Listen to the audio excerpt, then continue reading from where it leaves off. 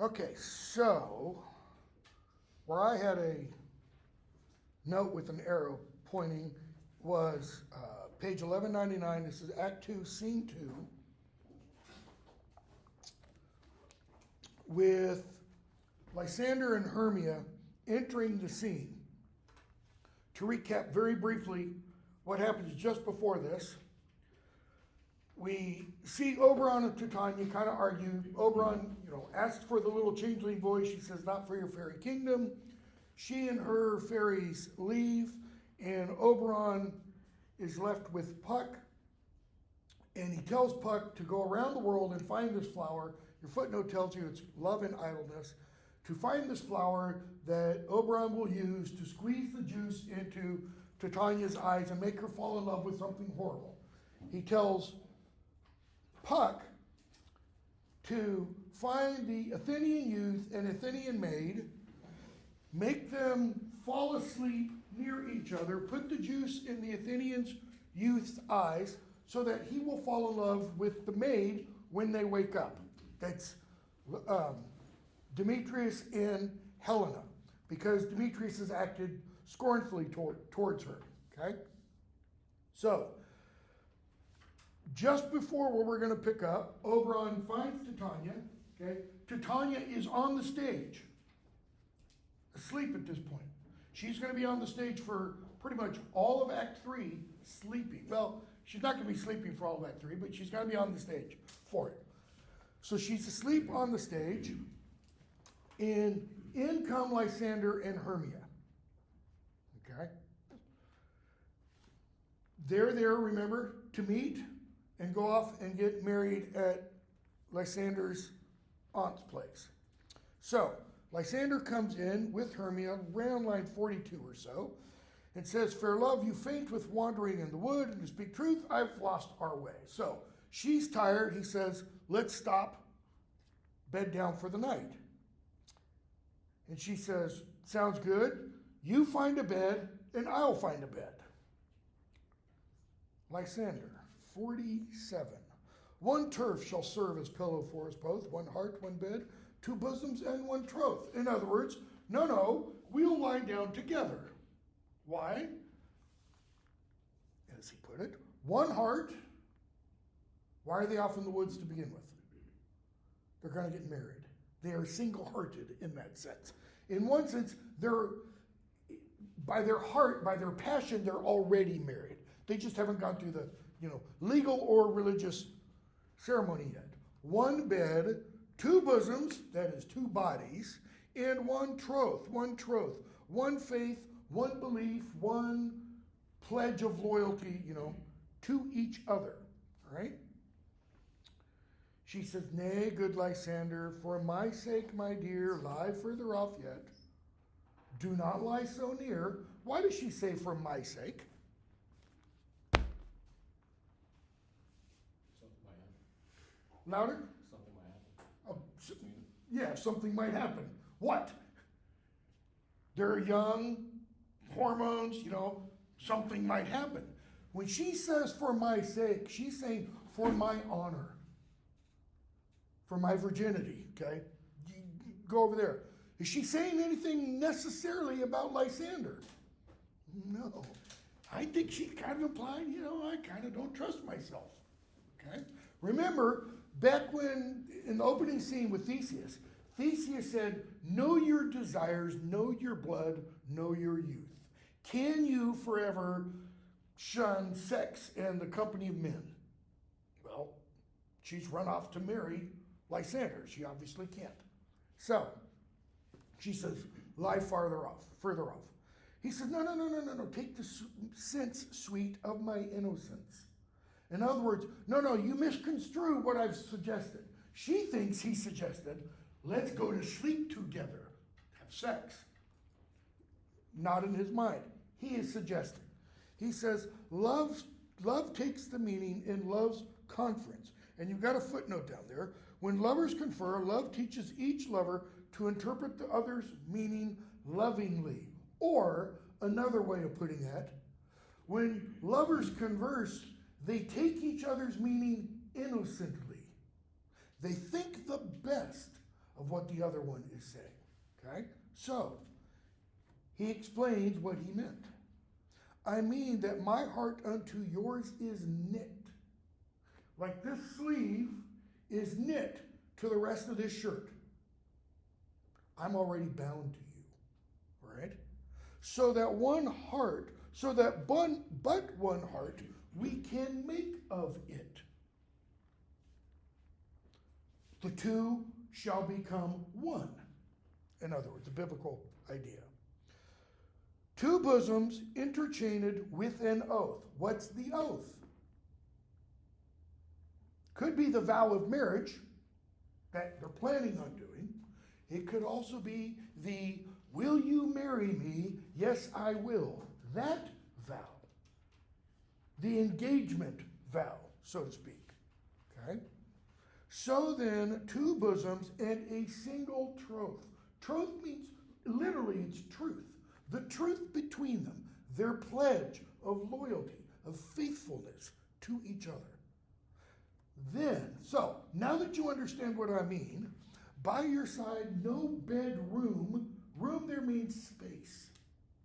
No bed space me deny.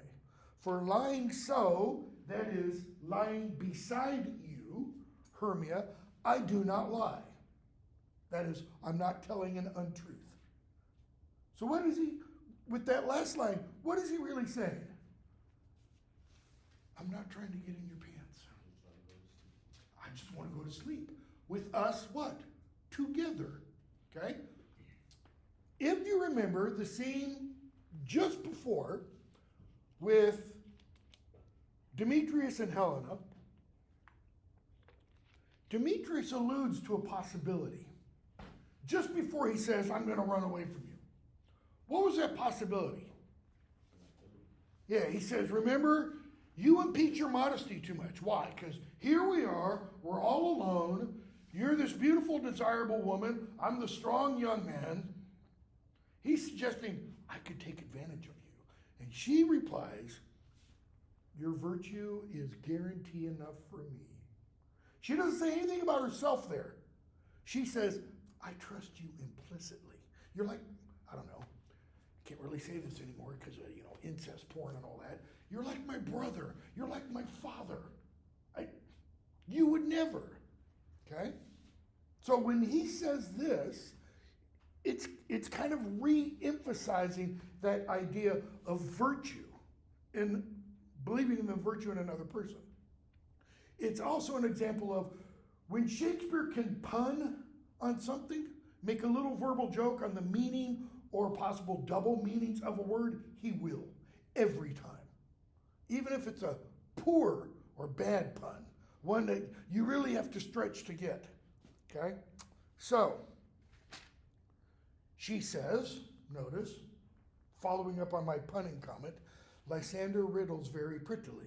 She catches what he did with the lying, speaking untruth, and lying together. Now much beshrew my manners and my pride, if Hermia meant to say Lysander lied. I didn't mean that. I don't think you were lying. But, gentle friend, and the word gentle there is important because it implies or means, sign that real quickly and then bring it up to me. It means honor, nobility, integrity, virtue. It has all of those meanings tied up in it. It goes back to the Middle Ages. That's the root of the word gentleman. A gentleman is someone who has honor, who displays nobility. Not nobility meaning high blood, high, genetic inheritance, so to speak. It means, the term nobility means this whole constellation of ideas like this: integrity, virtue, honesty, loyalty, faithfulness, trustworthiness, all of those things. So, but gentle, throw in all of these things, friend. For love and courtesy lie further off in human modesty. And you've got a gloss down there. Human, courteous, perhaps suggesting humane. Humane modesty. What do you mean by that? I think she's saying, okay, so for love and courtesy and human modesty, courtesy refers to the behavior of the people at court. It is supposed to be this high, elevated, all of this stuff again. Right?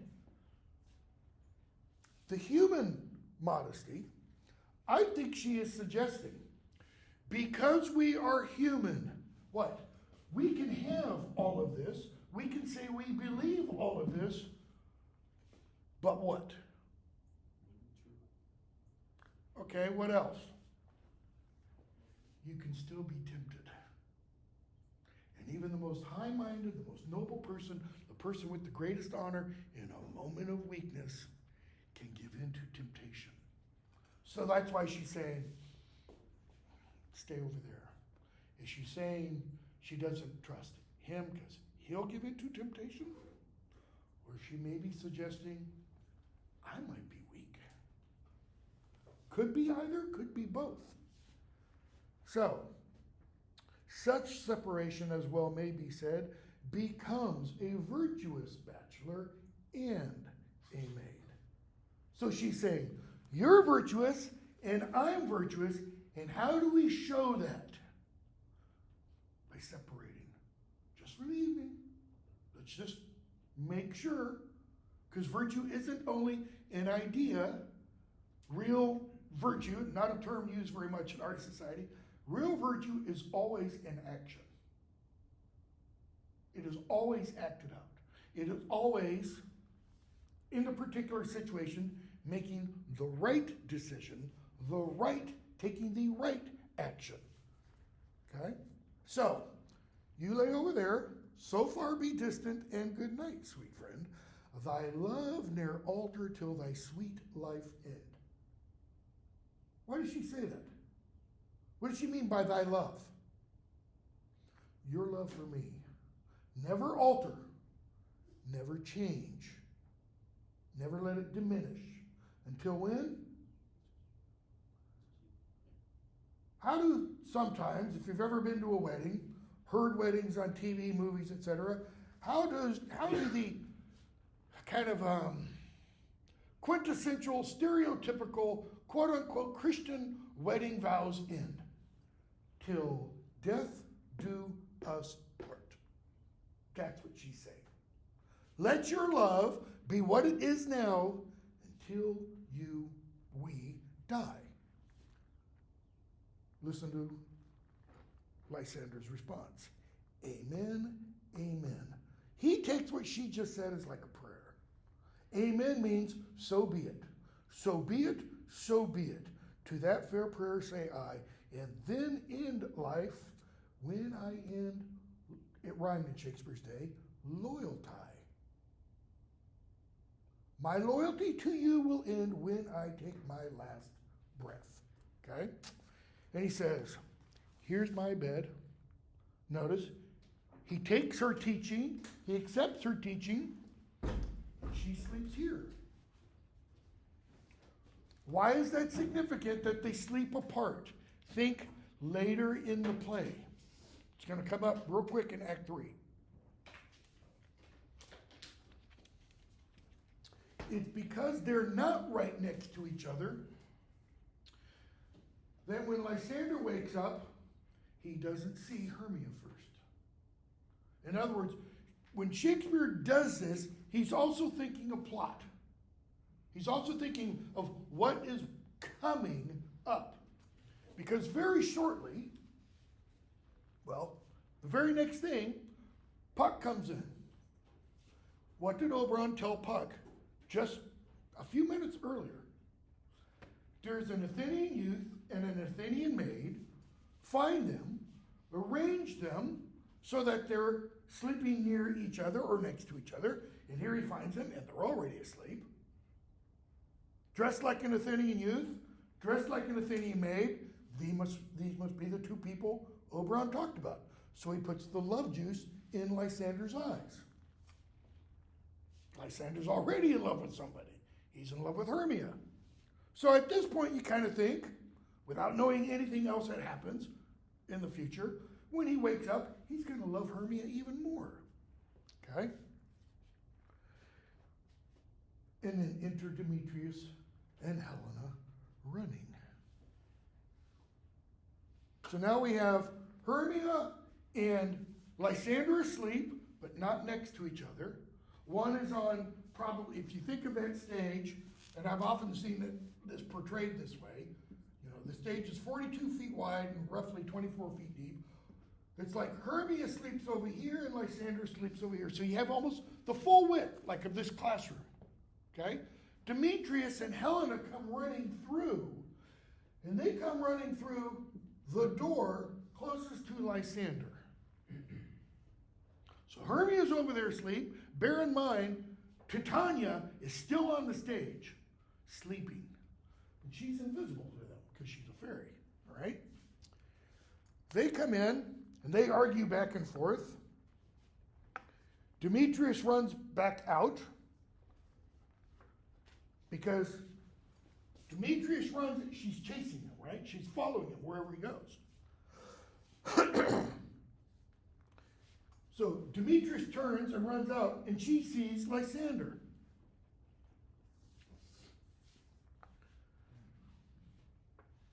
Line 106. But who is here? Lysander on the ground, dead or asleep. I see no blood, no wound. Lysander, if you live, good sir, awake. Okay, now what happened to Lysander just like 2 minutes before this? Puck puts the love juice in his eyes, so that the first thing he sees when he wakes, he'll fall madly in love with. And he sees Helena. Notice his words. Lysander, if you live, good sir, awake, and run through fire I will for thy sweet sake. Transparent Helena. And you've got a gloss down there for transparent, okay? Radiant, able to be seen through, that is, not putting on any masks. She's totally open, so to speak. There's no deceit, there's no trickery, etc. Transparent Helena, nature shows art that through thy bosom makes me see thy heart. Where is Demetrius? Why does he ask, where is Demetrius? Does he know Demetrius is in the wood? Did Helena tell Hermia and Lysander that she was going to tell Demetrius? No. Or at least we're not told that. So why does he say, where is Demetrius?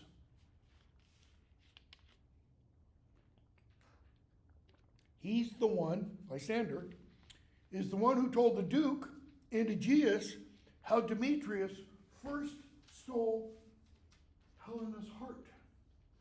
So when he says, where's Demetrius, it's like he wants to fight him. How dare he treat this angel the way he has? Notice he didn't do that before. Why? Because he was in love with Hermia. But now he opens his eyes and he's wildly in love with Helena. Oh, how fit a word is that vile name to perish on my sword. Do not say so, Lysander, say not so. What though he loved your Hermia? Hermia still loves you. Be content. You should be perfectly satisfied. She doesn't mean like settle for what you can get. You love Hermia. Hermia loves you. What else could you want? And his reply tells us everything. Content with Hermia? No. I do repent the tedious minutes I with her have spent. What does tedious mean? Like, complex? No, not complex. No. Something you maybe have to do, but you don't like doing, and it takes a long time. It's tedious. Why? Because it eats up time. Tedious means, slowly, minute by minute. When I was playing soccer in college, Man, there were certain drills I just absolutely hated doing. Or runs that we had to do for getting in shape reasons. Why? Because it took a while and you didn't necessarily see or sense or feel the benefit immediately. What are the tedious minutes he's talking about? All the time he spent with Hermia before. Now he looks at that as those were tedious, like they ate away his life. Okay? He says, not Hermia, but Helena I love. And he gives us an indication of the differences between, the physical differences, between Hermia and Helena. Who will not change a raven for a dove? Raven is black bird, all black feathers. A dove is usually, not always, but usually white. You can have kind of cream and almost blonde doves also, but dark, light. Okay? Who will not change a raven for a dove? The will of man is by his reason swayed.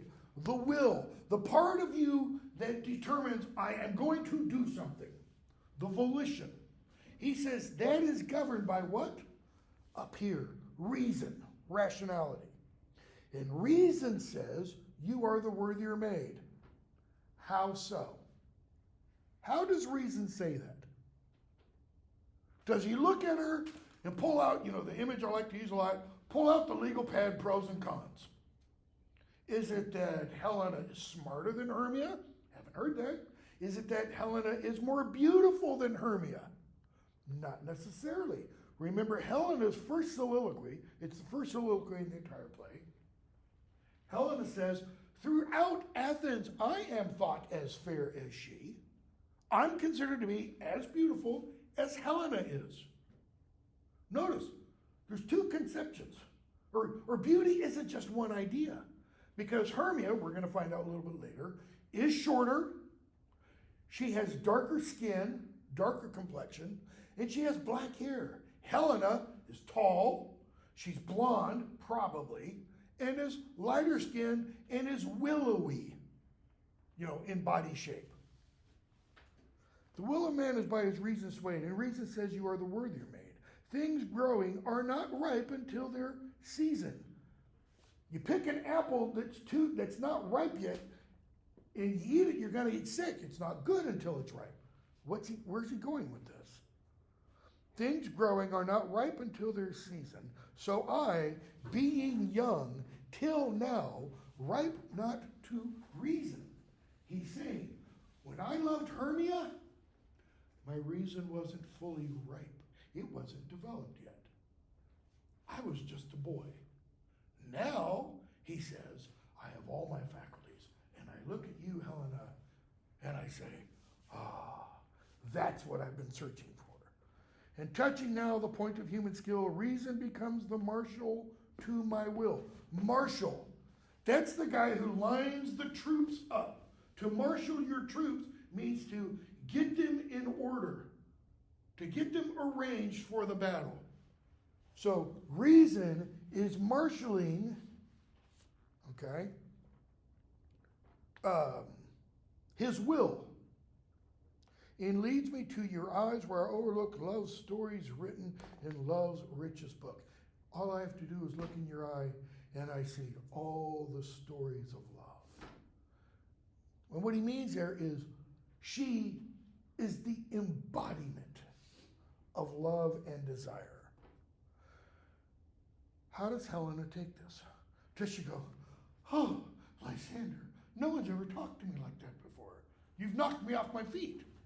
No. Wherefore was I to this keen means sharp, razor-edged, mockery born. Why mockery? What does she think Lysander's doing?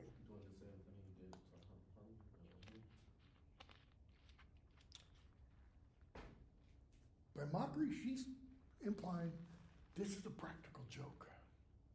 He doesn't really love her, but he's saying he does.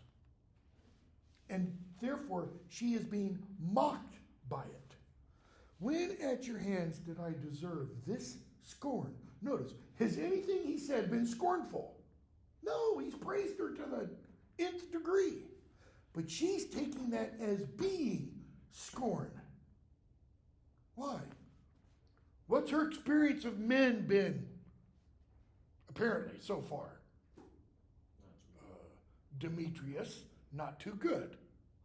Who probably used the exact same kind of language Lysander just used when he won her heart. And now, Lysander's doing it. It's almost like she's saying, it's possible that she's saying, what Lysander did, what Demetrius did before, wasn't serious. He didn't really love her. And she's got good reason to think that, right? Because now he loves Hermia. And now Lysander's doing it. So when she says, why was I born to this? She's, you men, you're all alike. Is it not enough? Is it not enough, young man, that I did never, no, nor never can deserve a sweet. Demetrius never gave me a sweet look, she says. But now you also must flout me?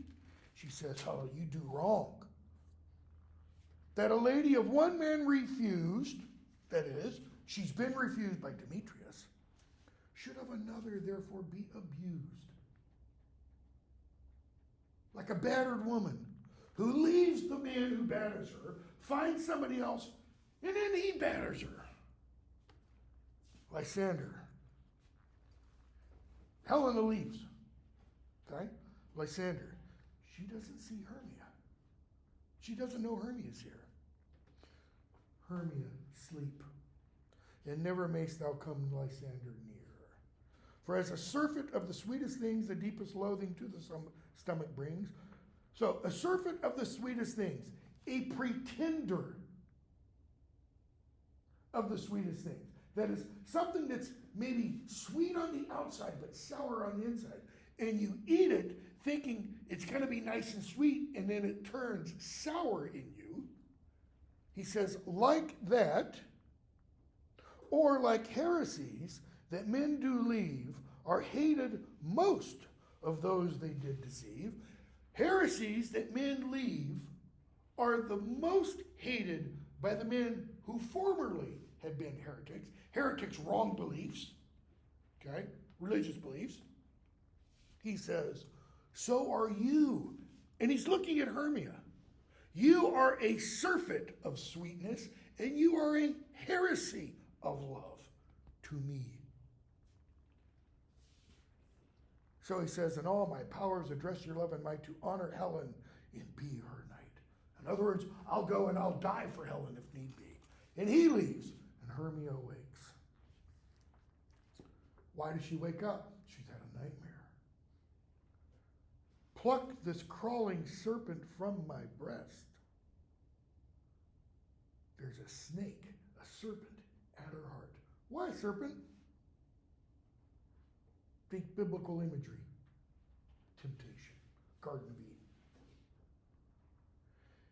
I me for pity, what a dream was here. Lysander, look how I quake with fear. I thought I saw a serpent eat my heart away, and you sat smiling at his cruel prey. Did she see Helena? No. In her dream, she saw her lying here, Lysander over here, and a serpent eating at her heart, and Lysander laughed.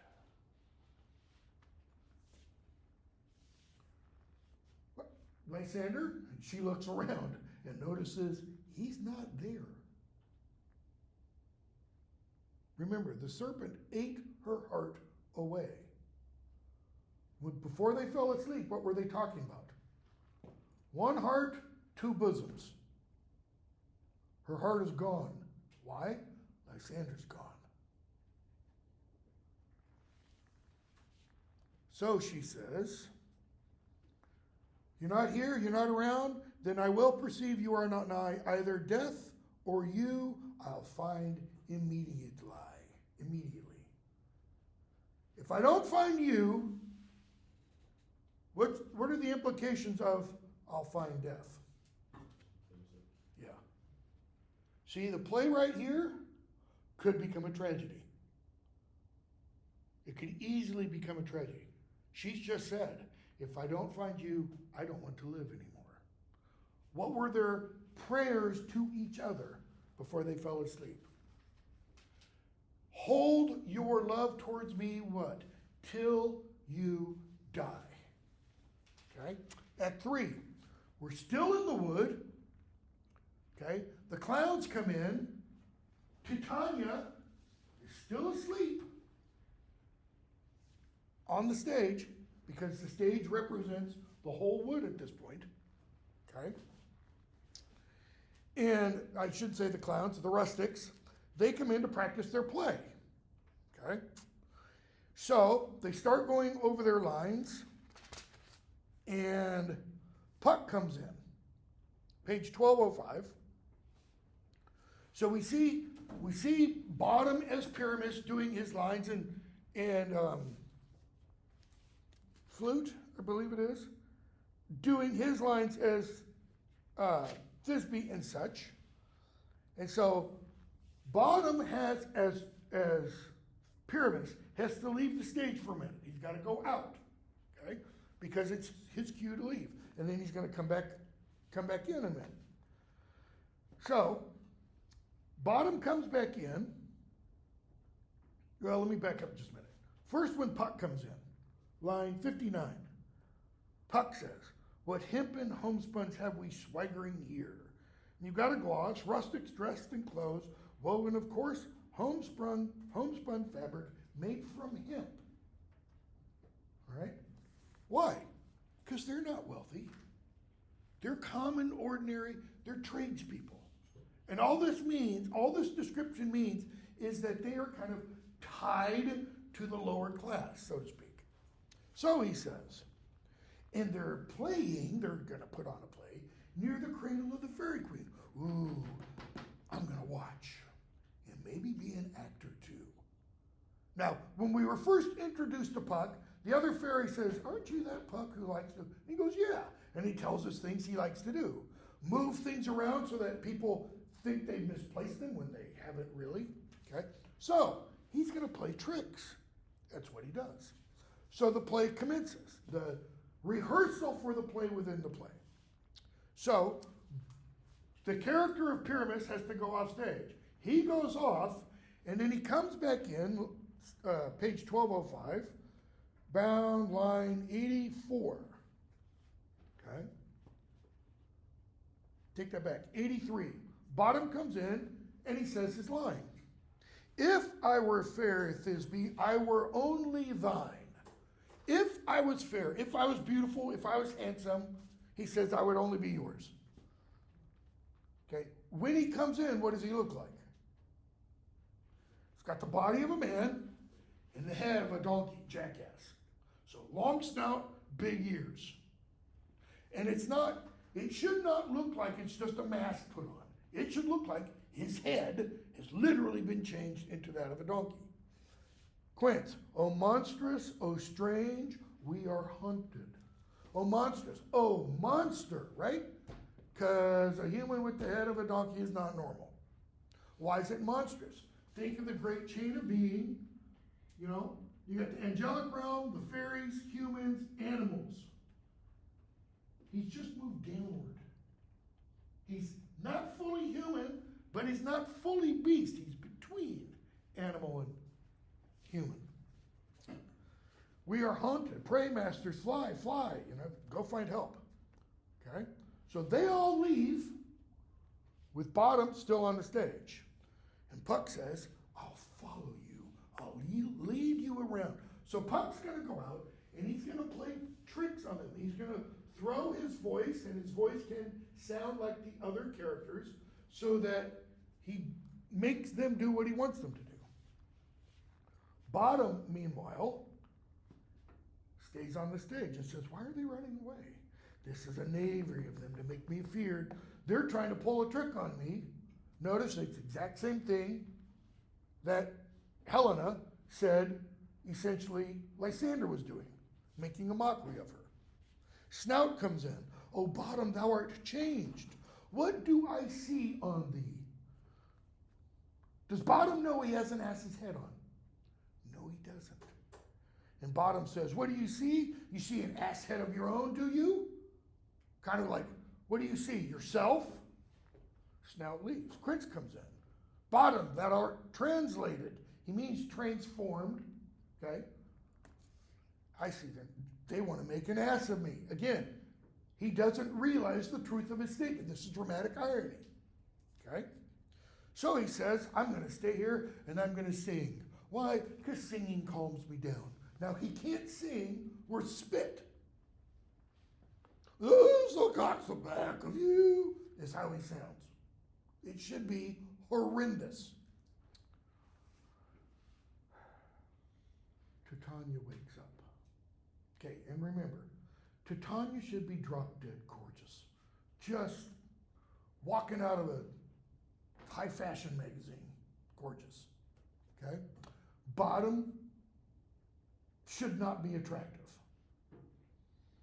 You don't want, Brad Pitt to be playing bottom. You want somebody not at all attractive. Okay? I don't know, Kevin James maybe or somebody. Not Brad Pitt. All right? What angel wakes me from my flowery bed? Angel, because angels are supposed to have voices that can make your souls leave your body. Where if you hear an angel sing, you're suddenly enraptured. All right? Like the Protestant idea of the rapture. Bottom keeps singing. It's like he doesn't know Titania is there yet. So she's lying there singing, lying there looking at Bottom while he is screeching. The finch, the sparrow, and the lark, And she says, I pray thee, gentle mortal, sing again. Mine ear is much enamored of thy note, so is mine eye enthralled to thy shape. So, my ear is enamored of your note. Enamored. Inside, taking control of, amor, love. My ear is fallen in love with your voice.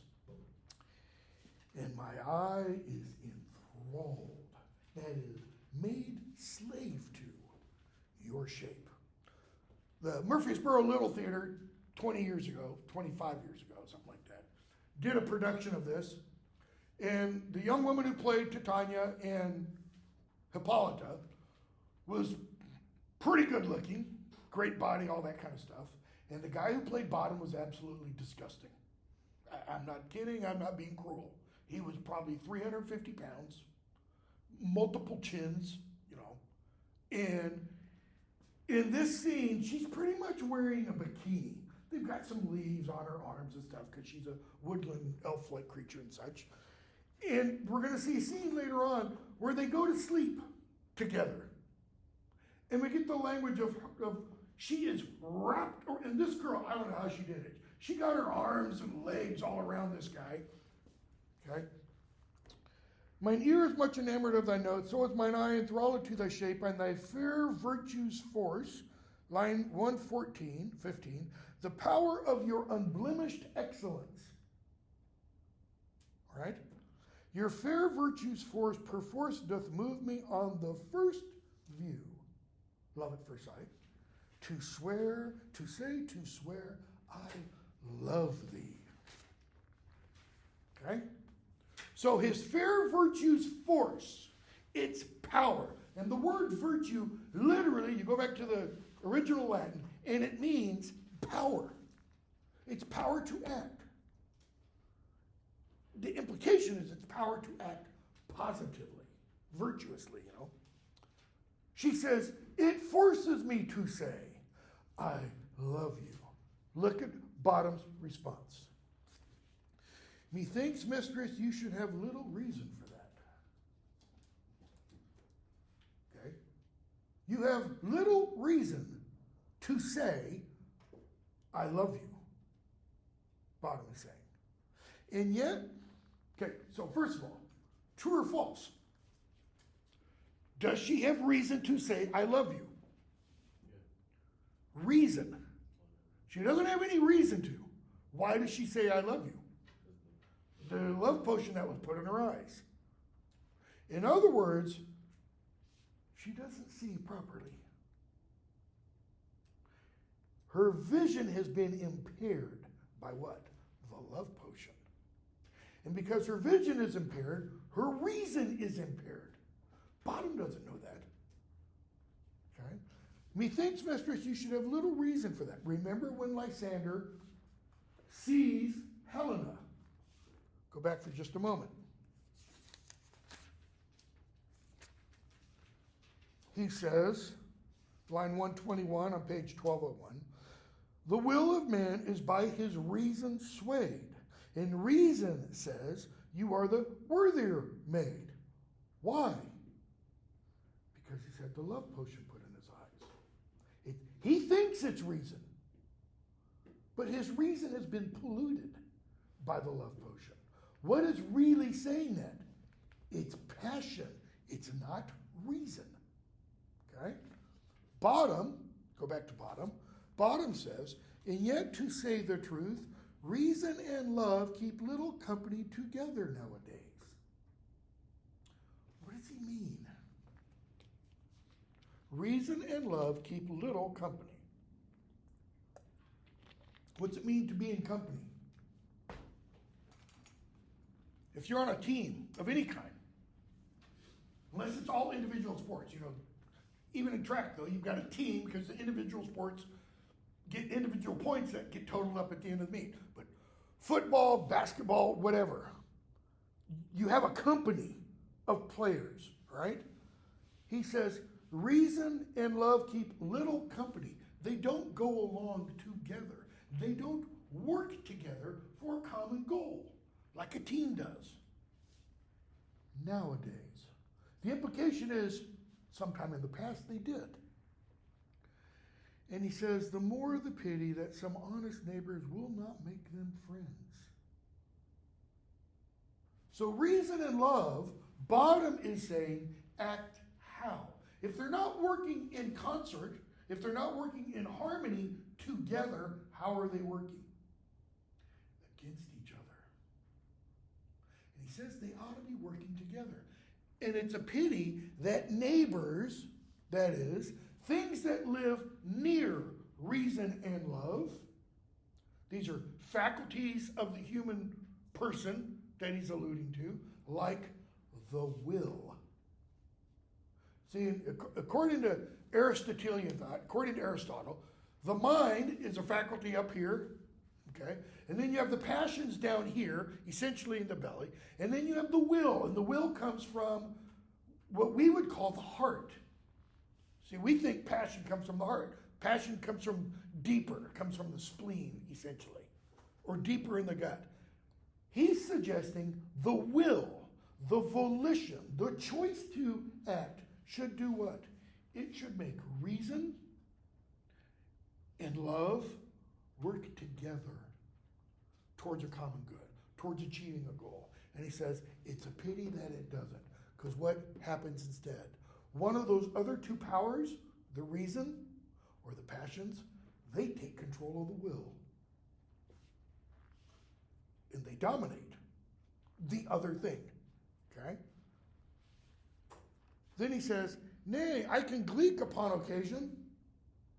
Gleek. Your gloss tells you jest. So, is Bottom suggesting, by that final comment, is he suggesting that he's just joking? Some think he is. That he's just BSing. All right? Titania. Thou art as wise as thou art beautiful. Okay? So let's take that first of all, literally. How beautiful is he? Well, in Titania's eyes, how beautiful is he? He's the most beautiful thing in the world to her. Why? Because her mind, her reason has been swayed by the love juice. She doesn't really have a will in that. The will has been taken over. All right? So from her perspective, He is very beautiful. And so she says, you are as wise as you are beautiful. But from our perspective, looking at him, he's not beautiful. He's somewhere between animal and human. Okay? Most people would say, no, if you saw a guy walking around somewhere between here and, I don't know, KUC or something, and had like an alligator tail literally sticking up behind him, most people would probably run. Or the face of a lizard. Most people would probably run. Okay? Most critics take that line unseriously. Why? Because she doesn't see and understand properly. So they take that to mean, well, you are as wise as you are beautiful. He's not beautiful, therefore, he's not wise. True or false? See, I think Shakespeare wants us to wrestle with that. Is what Bottom has said true or false? Is it wise or is it foolish? Bottom, not so, neither. Notice, by the way, that's a double negative. Not so, neither. Modern English teachers, for about the last 150 years, tell us a double negative does what? It cancels out. It makes it a positive. And that's why you're told, never use a double negative in writing. Okay? Why? The person who came up with that idea, and it was a single person in the 1850s, said, well, according to mathematics, a double negative makes a positive. Therefore, you should never use a double negative in language. Language is not mathematics. He got that from Latin, okay? Shakespeare uses triple negatives. Does that mean it's a negative again? Well, it was never not a negative. Notice, never not a negative before. He uses double negatives and triple negatives. Why? To make it emphatic. I really mean negative. All right? So, not so, neither. Bottom is saying, I'm not as wise as I am beautiful. Why? Bottom is at least a little bit self-aware. He knows he's not beautiful. He knows he's just a common laborer. He doesn't have all this wisdom, he thinks. Okay? He said, but if I had wit enough to get out of this wood, I have enough to serve mine own turn. If I was smart enough, I would figure out a way to get out of this wood and serve my own needs, serve my own desires. In other words, to turn my will to what I want. And she goes, no. You are not leaving this wood, buddy. No, you will remain here whether thou will or no, whether you want to or not. What did she just told the audience? You're mine. You're my slave. I am a spirit of no common rate. What she means by that is, I'm not just your common garden variety fairy. She's the queen. What she wants, she gets. Okay? In Shakespeare's audience, as I've kind of, said more than once, about many stories in medieval English literature, Shakespeare's audience would have been familiar with the notion that the fairies come and take humans away to be slaves, both to do the work and as sex slaves. It's weird for some reason why they have that in there. It's almost like, well, I kind of think the medieval fairy stories are like modern alien abduction stories. Because in most alien abduction stories, there's sex involved in some way or another. Okay? So she says, no, you're going to stay here. Why? Because I love you. Okay? So she calls the fairies to do some stuff for them. They start to sing. They feed Bottom, etc., etc. They leave. the stage. So now Titania's off. Oberon comes in. And he says, I wonder if Titania be awake. Notice, he's in by himself. So who does he say that to? Audience. Okay? When my wife and I saw this in 2002, summer of 2002, the guy who played Oberon and Duke Theseus was a Scots guy. His name's Paul Higgins. Drop dead gorgeous. I mean, perfect specimen of a human male. And he had this rich Scottish accent. And my wife just melts with Scots accents. Crazy. And we were at the front of the stage. So if this is the front of the stage, she's like 5'1", and the stage literally came up to here. And so she's standing right here, dead center of the stage. And he comes out, and he gets down on his knees, like this far from her, and says, I wonder if Titania be waked. And my wife goes, no. And he kind of does this, and I'm like, Karen, shut the hell up. You know, because there's 3,000 sets of eyes just right there. And I know that they record some of the Globe performances. They did not record this one. And he doesn't then say, then what it was that next came in her eye. He starts ad-libbing and talking to her. And for like 3 or 4 minutes, they go back and forth. You know, she's just radiating and giving off all this heat and stuff. And then he finally gets back and, you know, he winks at her and nods to her when he gets up. And at the end of the play, when they come out for their bows, he, you know, turns to her and does this. And, you know, audience goes crazy and stuff.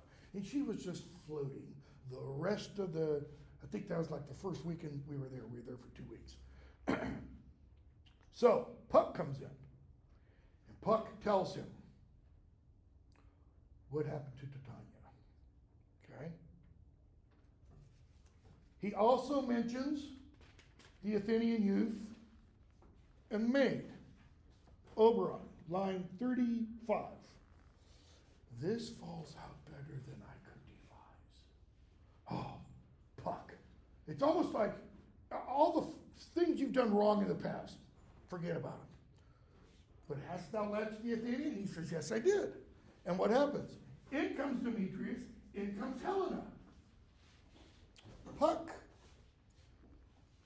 This is the woman, but not this the man. This is the woman I saw, but that's not the man. What does it mean? That's not the man whose eyes I anointed.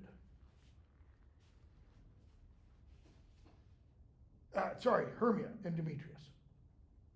Okay? So Hermia and Demetrius go back and forth quite a bit. And Hermia leaves. Demetrius falls down and goes to sleep. I know we've only got about 2 minutes left. Line 88, Oberon. What hast thou done? He's pissed. Why? He's messed things up even worse. He wanted to bring amity, love, between Demetrius and Helena. Instead, he's made it even worse. Thou hast mistaken quite and laid the love juice on some true love sight. Of thy misprision must perforce ensue some true love turned and not a false turn true. Remember, at the beginning I did something like this. You have Hermia, Lysander, and I used the arrows. They love each other. You have Demetrius, who loved Hermia, and you had Helena, who loved Demetrius. And now what's happened? Now you have Lysander, who loves Helena. Okay. You have Demetrius, who loves Hermia.